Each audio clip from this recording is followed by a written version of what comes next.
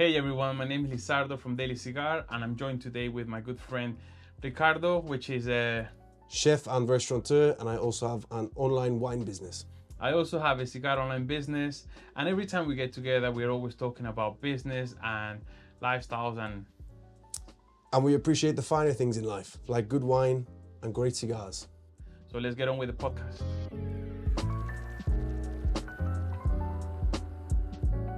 What got you into selling cigars? As a consumer, I've liked it. I've liked exploring, learning and stuff, but I've noticed that there was some things that could have been improved. So I decided to start selling them to see if I could provide that to make it easier for the consumer to join, especially younger generations. I did notice like a lot of my friends, they're like, oh, I want to smoke, but I don't understand it. It's not approachable. Or we go to these places, we feel out of place. So I wanted to make something that will be more relatable to the younger audience, but also some of the online retailers, for example. Even when you go to Humidor, there's hundreds of cigars in there, man. So it's really difficult for you to go in without knowing too much. Even myself, I like cigars, I smoke for a while, but sometimes it gets to like so much you don't know what to choose. I suppose someone like was thinking, I've tried a cigar, I kind of liked it, I want to try some more, but I don't know what I like. So this is something that if you do it wrong, you're gonna get a horrible experience. One of the worst things that people do that really puts them off is they think you smoke like a cigarette and they try to swallow the smoke. This smoke is strong. This is pure tobacco and it has been fermented, cured, aged, all of this, but it's pure tobacco. It's like trying to take a shot of alcohol, like pure alcohol. It's gonna kill you, yeah? So if that's your first experience, it's gonna be a bad experience. So you can't just go in and just grab anything and smoke. The best way to do is, if you go to a store, for example, they should ask you a couple of questions to try and find what type of palate you have. Because you could be already a cigarette smoker, so you're used to nicotine.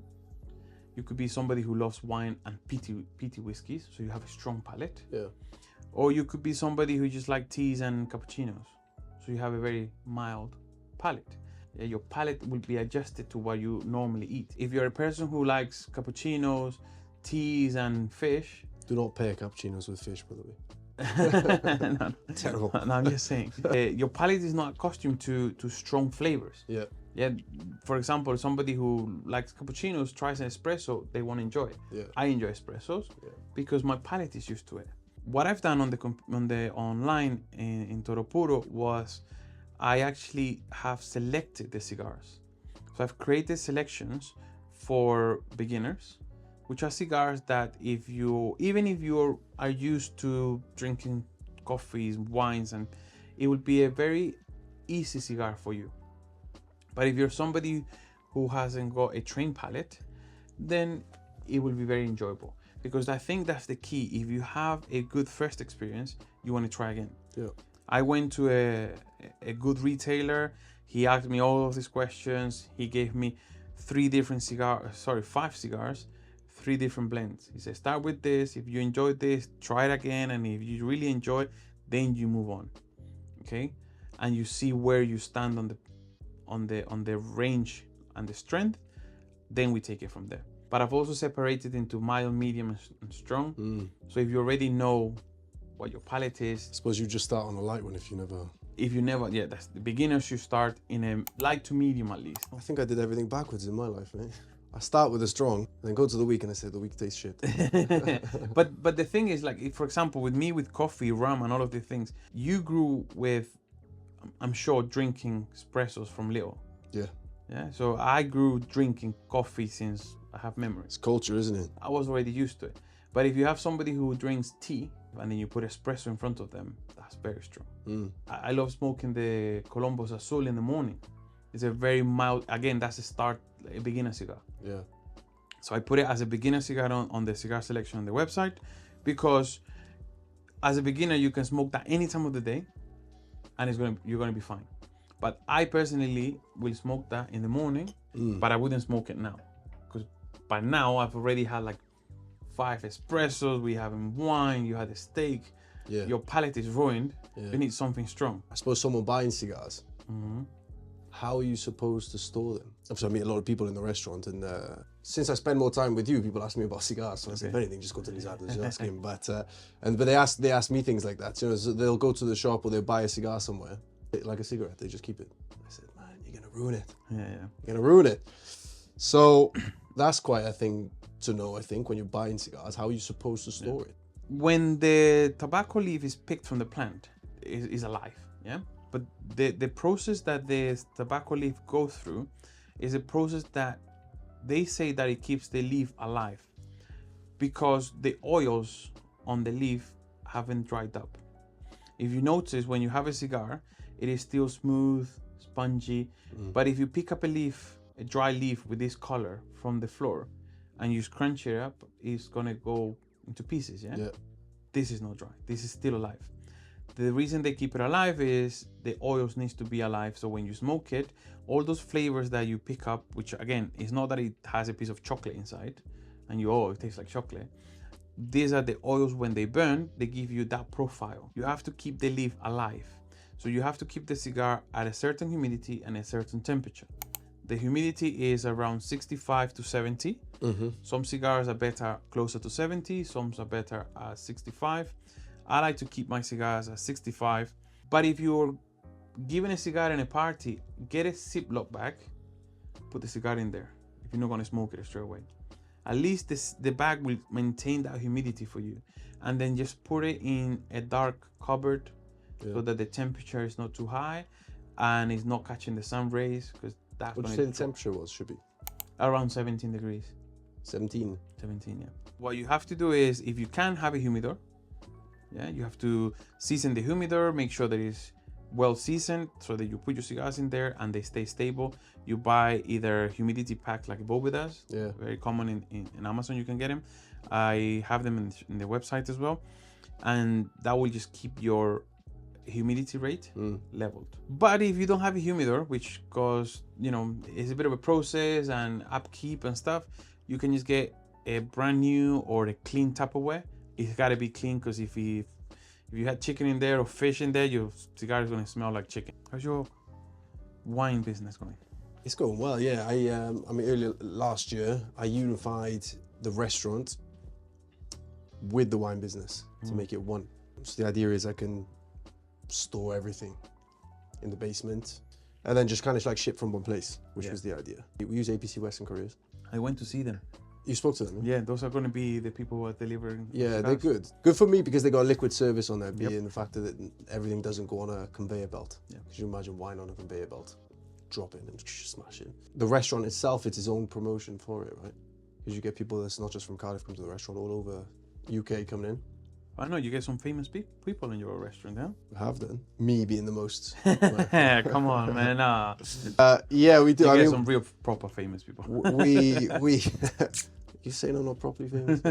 I mean, we've been there for a long time. The restaurant was originally my father's, so we're going back 21 years ago now. I've been there since, about 16, 17 years, since I was a boy. I was raised in kitchens. The thing is, I suppose, when you talk about business, I suppose one thing is starting a business. Comes with its challenges. A different thing is revamping a business. Developing it. And having to reinvent or rebrand the business. And another thing is just stepping in someone else's shoes. I suppose you're at the point where you're starting, you're at the very beginning, so then you're creating credibility, reputation, trust between yourself and the customers. Yeah. They're both difficult, I guess.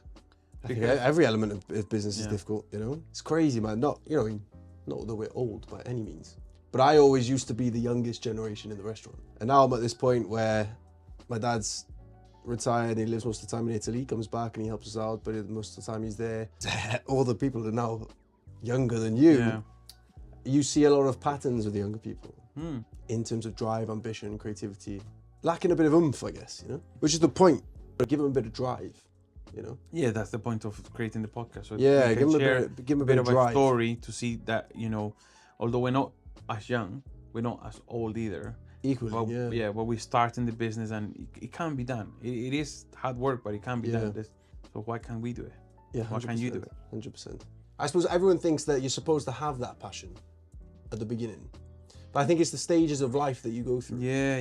That you figure out what you're passionate about. I think you become passionate about things. You're not just, I'm sure some people are. Yeah. But you're not just born with a passion, you know. Yeah, normally like either your family is into Someone it. asks you when you're a kid in school and they say, well, what do you want to do with your life? Everyone goes, sell cigars. yeah, exactly. And everyone kind of says, oh, I want to be a footballer. I want to be a Well, nowadays astronaut. it's YouTuber.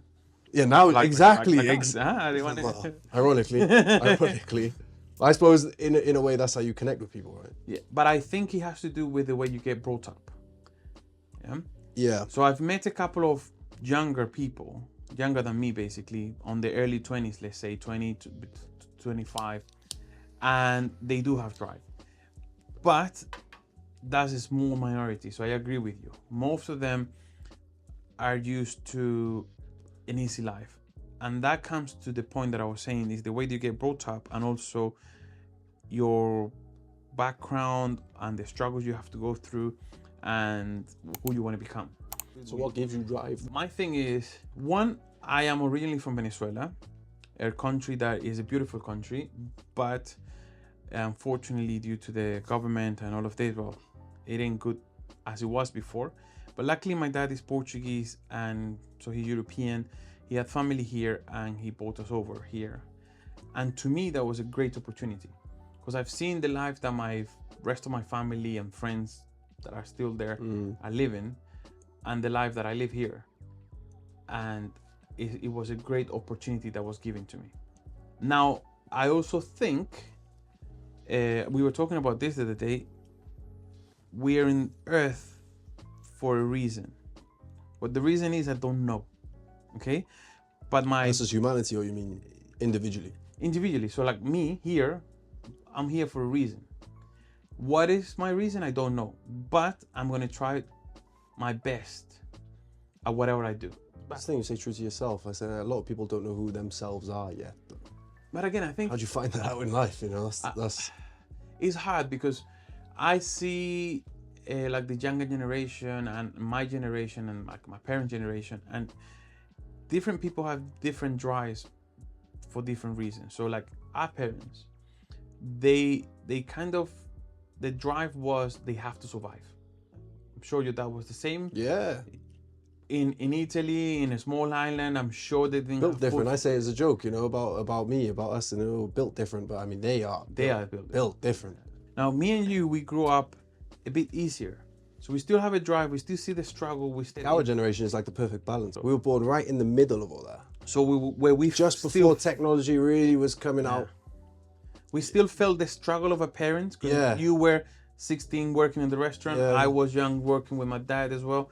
We started a business. So I felt that struggle, although that wasn't my struggle. I still felt it. Yeah, 100%. So you see where you want to take yourself, and like, if my dad achieved this, I could also achieve this, for example, yeah? But then the generation afterwards, who had it much easier, who haven't been so connected to the struggle, then what's the need of fighting for? Like, you know, unless you really want to be a better person, but then school doesn't help you, the environment doesn't help you. Yeah, I think if life is too easy, and I suppose with every generation it's just getting easier and easier, right? And I think if life is too easy, that's probably what kills your drive, your vibe, you know? There is something that I've read once, I can't quote it properly, but it was like, you have a generation that starves, then the next generation works really hard, the next generation after that makes the money, then the next generation keeps the money, then the last generation loses all the money because there was no struggle after like 3 generations or something like that. And I think we are in that generation where we still want to make a bit of money, keep the money, but then our sons, our kids, and their kids. I very much believe in that saying. You ever heard the thing, strong men create easy times create weak men? Yeah. Weak men create hard times create strong men. But then we're just in that cycle. So that's where like the generation thing that I was telling you is basically that. Yeah. What generation are we? We are in the generation. Weak men or strong men, my friend? No, we're kind of getting weaker. So we are in the that generations are getting weaker. Edge. We're on Which the is what edge. I'm saying about the drive. You know what I mean? I'm seeing these younger generations now. They're coming in for job. They're coming for work, even just as customers. You know. I mean, I can't talk about the exception. There's always an exception, Of course. but as a general rule of thumb, they seem to be getting Softer. much softer. It's gonna hit business is going to hit life, childcare, marriages, all of that. I mean, it already is. It started. You look at how life is now, I mean, it already is. It's scary to think, well, what path are we going to go down? Yeah. So sometimes, because we both have younger kids, I think what is it going to be like for them? I mean, as much as, I like doing YouTube and I got the Instagram and blah, blah, and it's going to help me on my business. Like, I see the point of social media if it's done in a proper way. I think social media is the add-on, not the main drive. Yes, but it has an expiry date. Your main job, your main income being from that has an expiry date at the end of the day. Let's say you're a kid and you become famous on YouTube, you start earning loads of money. Your audience obviously is naturally going to be a young audience, most likely. That young audience eventually is going to get older. But as you do. Yeah. So your audience changes. You're growing with so them. Then your whole concept, your business changes. And the problem is, have you really had any challenges or adversities in life or in business? So then when those challenges come in, bam, they're going to smack you in the face and you're going to say, I don't know what to do. For anyone to master their own industry, their own craft, you have to take every single lick of that industry. You have to do everything wrong to understand what to do right. And you can only do that by having the mistakes.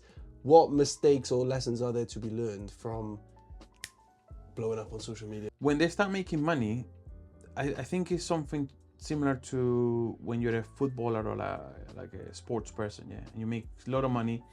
Either you're smart and you know how to take care of your money and invest it and diversify and stuff, or you play until you break a leg and then you're broke, okay? Yeah. So some of these, for example, let's go back to like sitting on the computer and making YouTube, yeah? Some of them have been very smart. They have diversified, they have created shops, they have created online stores, restaurants, they have moved the audiences and merchandise, clothing brands. So you can start and you create your audience, you create your tribe, you create your thing, and then you diversify, you create a brand or clothing brand or products or accessory, I don't know, whatever you want to do, and then you grow that, and then one pushes the other one, and you make a fortune. Yeah. I think is the drive that you have to be better and improve, no matter if you're doing it in front of a computer. When did you leave Venezuela? When I was 10. And you came here to the UK? Yeah, to London. And what did you do then? Work. Exactly my point. School and work, but it's different. Exactly so I don't expect but these kids growing up in. But do you expect your kids? Yeah, my kids, for example, me doing cigars, they might be able to enter the business when they're 18. Yeah. That's if they like smoking a cigar. Not everybody likes a cigar. Okay, so I don't expect my kids to go and do what you did or what I did. So they will go and do their own thing. But it doesn't mean that they don't have a drive or they haven't started from little because they're being lazy. It's just that our opportunities were different to their opportunities. I had to spend time with my dad, and that was the only way. That was your only way. Or you will go there, you earn a little bit of cash, and I can't take my kids to a cigar tasting because they're still underage. They can't be there. They won't see the struggle. They won't see me there till 2 o'clock in the morning. I tried giving them a fake mustache. He's 6 years old, man. He's not a midget. He's a mature 6 years old. But I do get your point, man. The society is getting softer, men are getting softer, and the drive and but I'm saying, what is it that teaches you that drive? The struggle. Exactly. It's the struggle. But can you struggle by becoming a YouTuber? There's two things actually. Two things. I think the struggle and what you get inspired. So we started the podcast to inspire somebody, yeah? Yeah. Somebody might watch this and say, look, these guys went through all of this, they struggled, I don't have to go through all of that, but I do want to make it. I think me and you, because of the generations we come from, we learned a lot from the older generations, right? And all the older generation was work hard. Yeah. Work. And then it's like all the new generations now, it's like, well, you don't need to work hard because you can work smart. It's not, but I think it's not one or the other, it's both. You know what I mean? You need to work hard and work smart is the point if you really want to... Well, I think you work smart and it gets to a point that you have to work hard. Otherwise, I think it's the other way around. I think you work hard first and then you begin to work smart. Working hard doesn't mean that you have to be a slave in the kitchen, for example. No, but it's like everyone's talking about passive income and earning these millions and all. I'm like, the point of passive income is when you have no time left to physically earn more. You go out and you work your bollocks off and you work hard and you earn. But you get to the point where like there's not enough time in the day for me to carry on working to earn more money. So therefore, I turn what I'm already doing into some form of passive income, and then it becomes passive income. And then when you you've got all this passive income because you worked your bollocks off and you work hard, then you can start to pull back and say, do you know what, I don't need to work so much anymore. But that's when you get to later stages in life. Which is why I try and keep it real with Instagram. So it's like the reels that I'm posting in the minute is just straight up. You're showing the straight up raw. Like I'm in the kitchen. I cook every day. I'm there. I'm busting my bollocks in. That's the point. To achieve what I want to achieve in life. And by no means have I made it in life in any way.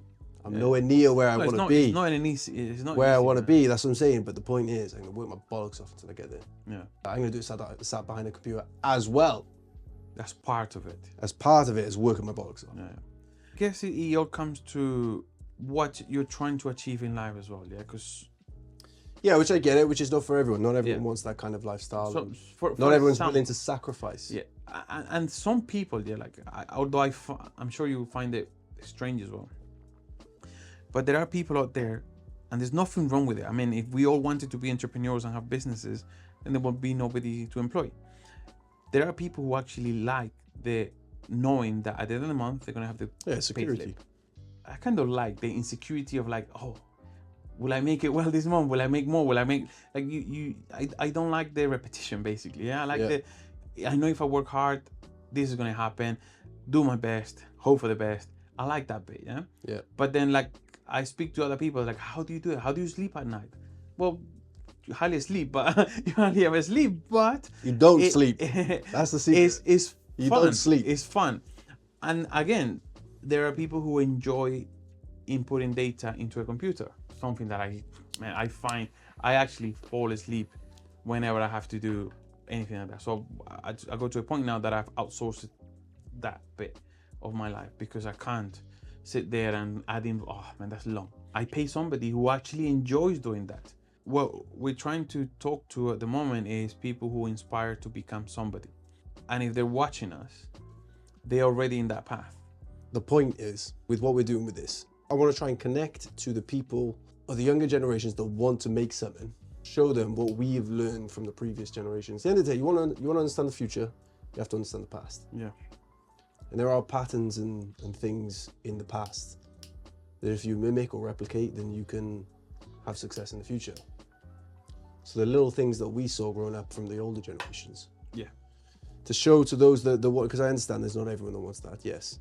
Work ethic, drive, and it's still a journey for us at the same time, because by all means, we're still in our 30s, we're still very much young. It's a journey and it's a process for us. We're gonna make a shitload of mistakes by the time we get to 40, 50, 60. And for me, I feel very much still like the underdog. Yeah. How much I want to accomplish and achieve and what I want to do in my craft, in my industry, I'm just at the beginning. Yeah. Going back to the reason of the podcast, this is just the first podcast. That's why we're having a bit of a background. We've been very fortunate to have had our parents. Been very fortunate in comparison to our parents. Yeah, you're right, but that's what I'm trying to say. So we've been very fortunate to be able to experience first-class immigrant working the asses off to survive. Yeah. Okay.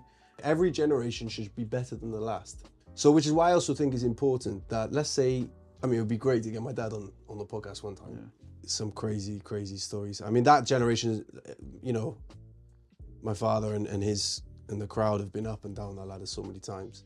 Made it, lose it, made it, lose it. Which is how it goes. That is the scale of success, right? It's a debate that I put out on Instagram the other day.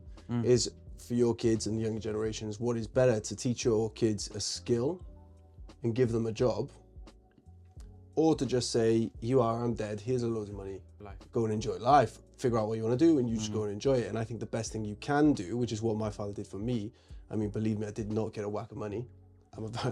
Not that he's dead. Do you know what I mean? But what I'm saying is, the goal, I think, for that was never to do that. It was more to just, if you want it, you come into it, you come into the business, you learn it, and you start from the bottom and you work your way up to the top. Yeah. And when the time is ready, he steps back and whatever, which is just where we're at now. But you teach a skill. Yeah. And that's something that will never end, as opposed to just giving someone a shitload of money. Which the point is, he was able to take his life to a certain point, which then, you're born into it. And then the idea is that you're supposed to take that to the next level, which he could never go because he reached the end of where he's at or where he wants to go in life. So that is my point. and then my kids should come into it and take that to another fish. They should blow me out the park. Is what I want to leave them with. The tools that they should have, they should be able to blow me out the park. One of them along the line at some point fucks it all up and you start again. That's how it Hopefully goes. we're not around. But we're not going to be around by then. So with the podcast, we will try and share some of those experiences that we have learned or experience we have seen our parents learn that we are using now as inspiration or as education or whatever how you want to say it. Either maybe not to make the same mistakes, but also to help us move to the next stage in life. I know you said your dad goes to Italy and comes back and stuff, but he never stops. He never stops. My dad, when he's back, he's gonna be 60. It's actually great because I don't have to pay another staff. I got him there, so I know. But he's worth 3 staff as well. You know, he's great. You reckon, your dad will be able, if you said to your dad, don't worry, the kitchen is full of people, we don't need you here, just go. Will he go? He won't. He will try and do something, even if it's waitering, cleaning a table or washing. I'm still trying to tell him that now. Yes, and that's no, but he won't. He will never. And that's their work ethic. They grew up. I think that's a personal thing for him as well, though. You know. But I think it's also a generational thing, man. Because my dad is the same thing. My dad, like, for example, I'm like that. You know, like, chill, man. Just go to Portugal. Yeah, but if I go there, there's nothing to do. Here, at least I can go and do some jobs. I can go and speak to some customers. Like, yeah, but you don't. I'm here. Yeah, but and you know what? Like, I don't think it's a bad mindset though, because you look at those the older people. It's when they stop that then they start to get old. Yeah. Do you know what I mean? And I think my dad's very conscious of that. He's always, I mean, his thing is always saying he's going to live forever. If we had that conversation today, he said we say it every day. He says, I'm going to live forever. I said, well, unfortunately, the only inevitable thing in life is death. I think that's the only thing you're wrong, and we know you're wrong. Yeah. But maybe his idea is like he's putting off of him in you, that although he's not here, he's gonna live with you. Yeah, it's about I think it's also like the role of a man is almost you want to leave a legacy, right? You want to leave a legacy for your kids and your stamp, your name on the world, and you do that through your kids, don't you? Yeah, and that's going back to like, I'm here for a reason. The reason I don't know, but I do my best. Yeah, and you figure out as you go along. And work as hard as I can so that, you know, you leave something for your kids, you leave a legacy, and I think it's part of being a man as well, man. You take care of your family, take care of yourself, and if you can then take care of people around you, like our parents, brothers and sisters, friends, help somebody set up a business, help somebody here maybe with a question or something. You never know. Sometimes you say something that is nothing, not that is nothing to you, but you don't think is a big deal to you, but somebody else would be like, oh my God, that's what I needed to hear, and it changes the mindset or something. Yeah. Not that I want the podcast to be like government or anything like that. No, yeah. But I think that's I don't want to get cancelled. But I think that's one of the things that the government is trying to do. They're trying to dumb people down so that you just they want everyone to just be a number, right? Yeah, they don't want you to own anything, because when they do that, they can control you. I mean, I think in a country like the UK, even Europe, but especially the UK, the USA, countries that are well established, that economies are doing well, I think business should be taught, and the way that you do banking, the way you manage your business, they should teach you that. And as a matter of fact, I believe, you should be given, you know, when you go to college and stuff and so what do you want to do? I don't want to go to uni. So what do you want to do? Oh, I want to set up a business. They should help you set up a business from there. Because if you start, if the majority of the people who are leaving uni or college, for example, or high school, they are given the opportunity to start their own business, instead of going into employment, they've already started their own business. Even if it fails and they realize this is not my thing, by the time they're 25, they can still go get a job and create a career as an employee. Yeah. When you leave college or uni, you have a debt, you have to go and work for somebody else. By the time you want to start the business, maybe you're 30, 35, you have kids, you have a family, it's a bit risky, you don't want you know, your family to starve. You don't want to look that.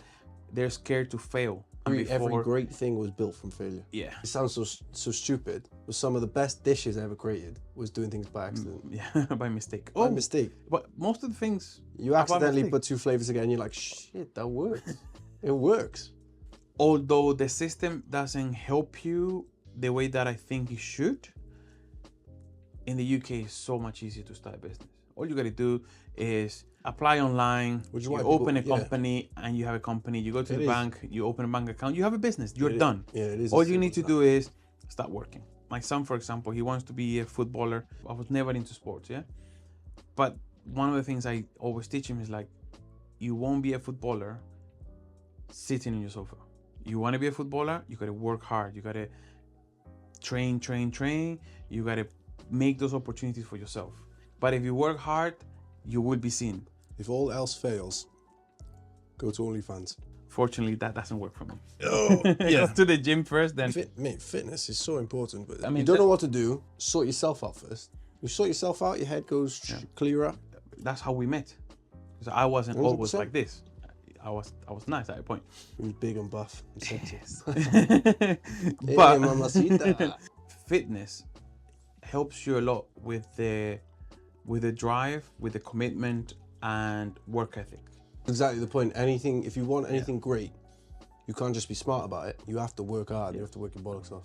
No matter how much you know about nutrition, you ain't gonna exactly. get You can learn everything. That's exactly the point. You can learn everything that you need to know about how to get abs, but you ain't gonna get it just by knowing about it. You need to do the fucking work. Yeah, that is something. So the next, I've been busy and a lot of excuses. They're excuses. But as soon as the business gets more manageable, take photos naked with your hat on. Maybe I start OnlyFans. You never know. Find me an OnlyFans. When all shit fails, go to OnlyFans. As long as I got money coming in and the business going well, family well, then one of the things are going to be sacrificed, but my health is going to come up. We got videos. I used to be a personal trainer for about 5 years, and I used to. When he was being a rebel, he wanted to do his own thing. Well, I've been in the restaurant for so long. I mean, I started when I was about 14. I got to about 2021 and I said, I need to go do my own thing for a bit, you know? And then I went down the road of, because I was always obsessed with fitness. So I kind of said, I'm going to make that a career. And I went and done that. And it was great. I loved it, man. It was great. But there was a deep fire inside me to get back in the kitchen. And, you know. I did it. It was great. I competed, you know. Yeah. I won shows. We competed for Britain. I had good times. I had a solid business. I got a good time. But, you know, there was just something in me that said, nah, I need something more. I need something bigger than that. Yeah. That was the backstory to that. So I met Lizardo in the gym. Yeah, man. And then we just fell in love, and it was a sweet love story. Yeah, man. You know, they're like Ricardo, Lizardo, Latin blood, Italian. Brought cigars, man. The reality is like he cooks really well. So I kept the friendship alive. That's right. And you I'm not going to lose this friend. Even then, I remember we used to talk, because I remember you had that dilemma, because I work with my dad. Yeah. We set up the business, and I remember you like, oh, the restaurant by his dad's and this, and I want to do my own thing. But I want to go back to the restaurant. And I remember saying to you, like, just go and do it, man. That's your thing. Just find the things, you know what, that's what you're fucking good at. And then that drives you even more because you know you're good at it. Yeah. I think the restaurant game is a monster of a business. It's a monster game. It's constant chaos, constant pressure. But the thing about pressure is it busts pipes or makes diamonds. And you enjoy that pressure. I love the pressure. See, so not everybody enjoys that pressure. No, it's not built, you know. You're like not the made. Kitchen, for example. The restaurant business isn't a very extreme business. It's not just like a normal business. You get up and figure out this, you do your paperwork, you're going to go and sell some of that and this and that. Do you know what I mean? It's fucking chaos. Even when you're doing well, it's chaos. Yeah. Even when you're doing well, the pressure is on. The pressure, yeah. Always. With my father, he's always had restaurants my whole life. Some been fucking great, successful. Other been an absolute shambles, mate. But again, he learned from those businesses, and in the end, he made his living and he done well. You know, I was born in that, and for me, you're used to it. That's what I know. You know, every other job for me is boring. Yeah, this is why I did my other business with my dad for so long. Yeah, because every day is different. Yeah, every day is different, and I'm out and I speak to different people and I go to different places. It's different. And the cigar business is similar to that. I think restaurant cigars, when it attracts those kind of people that. Yeah, but it also attracts like normal people, 100%. and with amazing stories, and like, oh, I met a guy who But had it can been to the connect you, war, see. and this, and that. I'm like, oh man, this, like, it connects people so nice. And realistically, although I like smoking the cigar, I enjoy the Social aspect. yeah a lot more. Who's the dream person you'd love to smoke a cigar with? Oh You man, can't say me, because you've already done it. I done that. A lot of people say like people who have passed away and stuff. I don't think I have an actual dream person. No? No, man, because everybody to me has their own story. And although you might not be Oh, that's a very safe answer, mate. No, but it's true. It's true. Like I just said, Everybody's got yes, their I own met an story. ambassador, but I also met an old gentleman that has been to the war, and the stories he told me about it, man, and the way he thinks about life and the way he sees life is like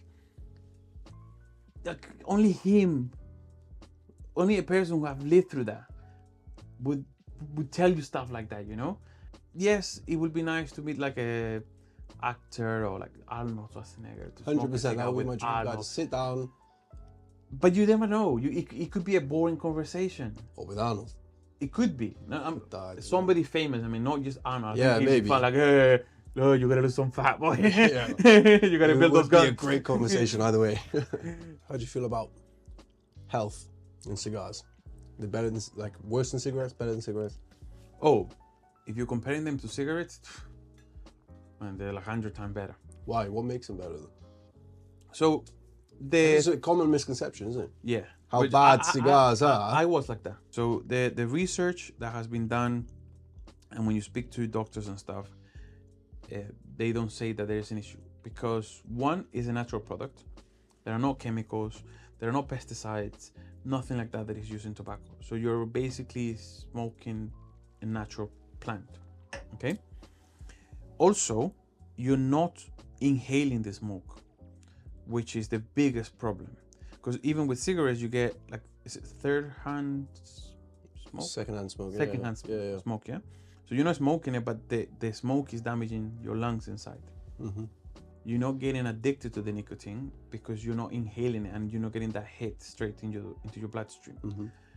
You do get nicotine into your bloodstream through your mouth and your saliva and stuff, but it's minimal. So it takes, again, an hour. You ever heard that nicotine is actually very good for you? It's good. Nicotine is It's good. good. So The vehicle that is delivered in that is bad. to my understanding, there hasn't been any cases of cancer ever linked to a cigar smoker. So you get mouth cancer and things like that?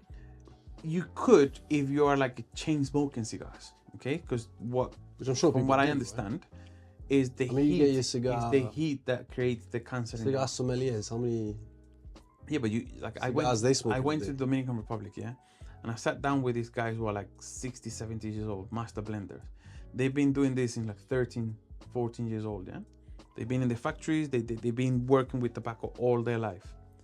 Healthy, no issues at all. And they smoke 4 or 5 cigars a day. That's part of their job. Yeah. They wake up, they gotta try a cigar that they blended yesterday or What a whatever. rubbish job. Yeah. Well, I think it is. Well, I don't know. I went there, and the first day I smoked like 4 cigars. The second day I had to smoke 3 cigars. Then the last day I didn't smoke anything. Why? Because to me, smoking a cigar is this. Relax. You enjoy the cigar. I want to taste the cigar. I'm guessing, obviously, these guys do it every day. They say that they taste it, but they do it as a job. I smoke a cigar still as an enjoyment. Yeah. Yeah. Makes sense. And I think if I start smoking every day, Mm. 2-3 cigars a day, it becomes a chore, which is what they kind of have to do, because they have to try cigars all the time. They either try new blends that they created, or they try cigars that they have in storage, making sure quality is right, and this guy is still making the cigars properly, quality control, all of this stuff. In my case, I don't have to do that. I don't want to do that. I think I'll outsource the extra smoking to Ricardo. I'll take it. Say instead of going to therapy, smoke a cigar. because it relaxes you. You have to sit there, or you have to concentrate for an hour, hour and a half. So you have your alone time, or you have your own time where you think and you get your mind together. And if you do it, do with a bottle of wine. Ciderwines.com. What a plug. If you do become an alcoholic, ciderwines.com. I would say if you're going to smoke anything, get into cigars. Something that you actually fall in love with. Yeah. You Like I know, said, you go and back to want the older learn. generations. In the old days, I mean, you also used to be pipes, but with real tobacco, proper tobacco. Yeah. And it's quite similar to a cigar. Yeah, exactly. You get to relax. I think There is an element of peace to it, isn't it? so. If you want to celebrate, your birthday, you want to celebrate that you did well in uni, you want to celebrate an achievement, or you had a difficult week, but you finally made it. You're alive. You know, it's Sunday, and you're. I need to relax. Yeah. You smoke a cigar and you enjoy it. Yeah. Idea of a Bentley and rich and stuff, that was a lot with Hollywood, because that's what you see in the movies. The mafiosos and the bank owners and the rich guys, the one that's puffing on a cigar. Again, this is why I started toropuro.com, because to make it a little bit more accessible.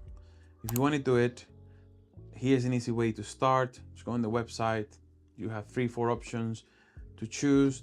Cigars will be given to you to help you with that, and you start your journey. Because the issue that a lot of the newcomers have is they'll either have a cigar in a wedding or at a party or an event or something and fend for yourself. Yeah. And then you make a mistake and you don't enjoy it, or you're drunk already, or you're drinking the wrong thing, and you're like, what's the point of this? It's like that with wine. Do you know how many people I get says, oh, I don't drink wine, I don't like wine. I said, well, what did you drink? He said, like a bottle of Echo Falls or Blossom Hill. And so how do you expect to like wine if you drink the cheapest shit that was on the shelf? Yeah. You have to sometimes you have to invest a little bit of money to get the right thing. And it's And not you realize you actually enjoy it. And it's not that you have to spend a lot of money. But it's not even a Same lot of with money. cigars. Yeah. You don't have to go buy £100 cigar. No. But there is, £99, £98. you pay what you get for. What you're getting. It's like anything, isn't it? So Echo Falls is there, and they do so well because there's a market for it. I wouldn't even use it for cooking. There are people who just I would want like to drink. I would like drink. to understand that market. There are people who just don't understand the drinking and they just drink. You ever tried it? Yeah. No comments. You're talking bad about my wine. Favorite rum? Oh, I like Diplomatico. Diplomatico. It's like everyone says Diplomatico, isn't it? Big fan of Diplomatico. One is from Venezuela, so I'm a bit, biased. But it is good rum. But there's a couple of other good brands. There's Dominican rums that are good. Cuban rums are good.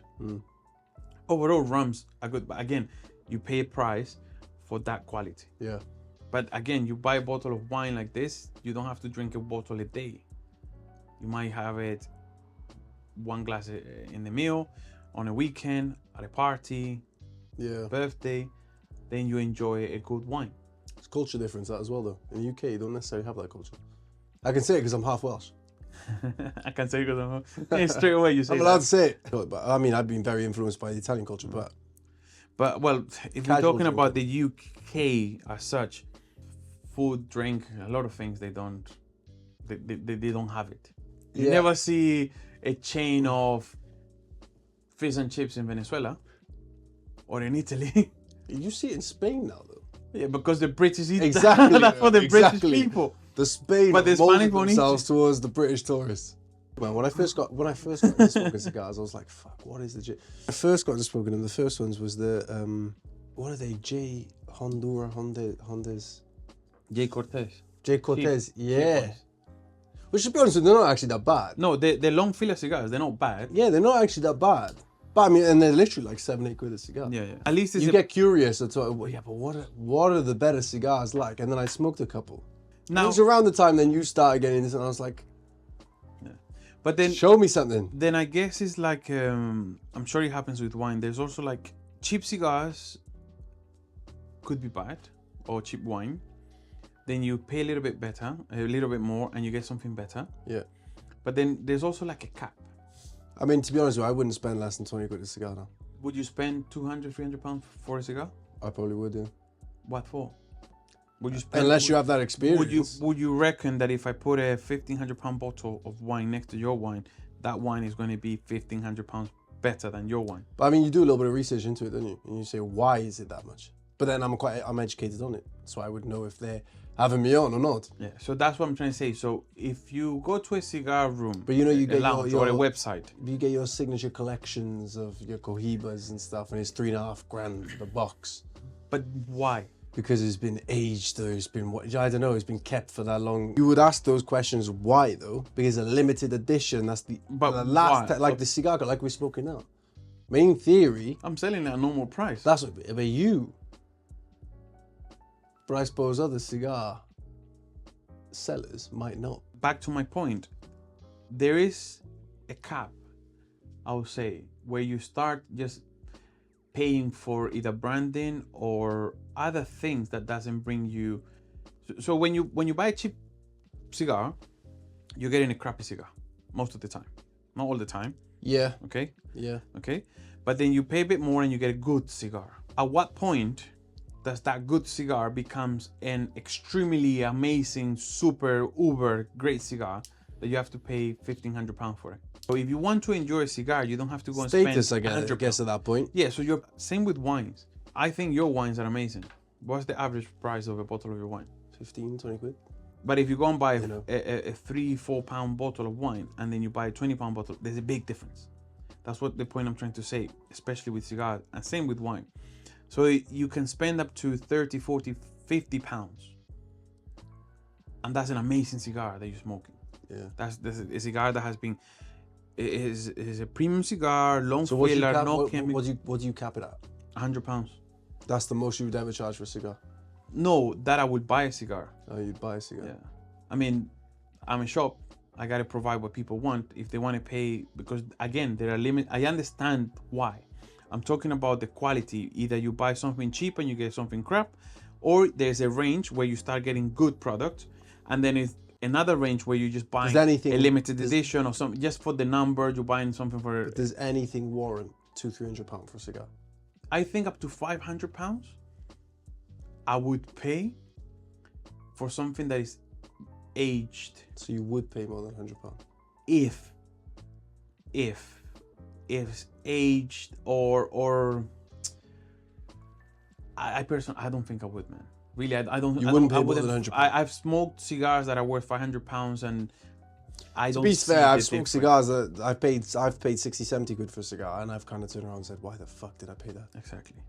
I have. So what I'm trying to say here is that you don't have to go spending 150 pounds, 200 pounds. If you buy anything over, say in the UK, in Spain or Europe, the taxes are lower, so it will be different. The US, same thing.